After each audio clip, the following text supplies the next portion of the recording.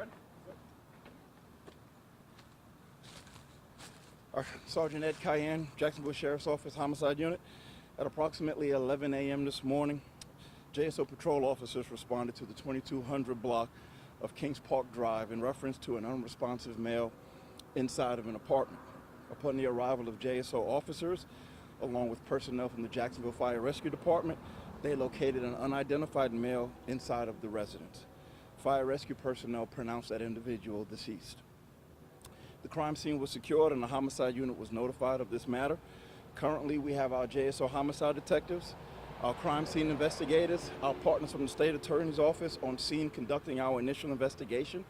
At the early stage of this investigation, we are working to positively identify the victim, as well as canvassing the neighborhood for potential witnesses that may have information regarding this incident, and we are treating this death as suspicious with foul play suspected. We strongly encourage anyone with information that can assist us with this investigation to please call the Jacksonville Sheriff's Office non-emergency number at 630-0500 or Crime Stoppers at 866-845-TIPS. They can also provide information online at jsocrimetips@jacksheriff.org, and I'll take any questions you may have at this time. Anybody else in the apartment? Not that we have been identified at this time. Okay, do we have maybe an age for this man? Not sure yet. We've been speaking with some people out here who may know the individual, but we're going to wait till we positively identify that individual. And we were told there may be a stabbing.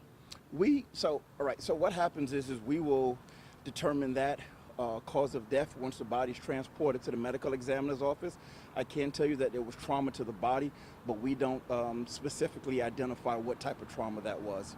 And we were also told potentially that the body of the victim was tied up. Is that true? The victim was found inside of the residence, and like I said, we're treating it as foul play. Who made the phone call?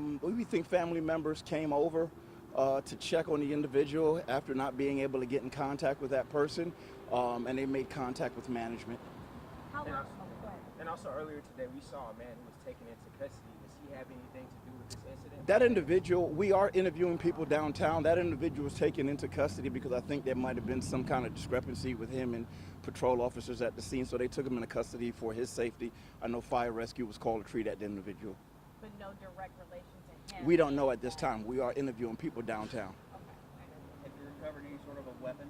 Not at this time yet. We have our crime scene investigators on scene, and they are working the crime scene, and we'll do that very diligently and slowly so that we don't disrupt any of the evidence. Have we recovered any surveillance? Are we still looking for that? We're still looking for that at this time. All righty? Thank you so much. Thank you. Appreciate it. You guys get hydrated. It's hot out here.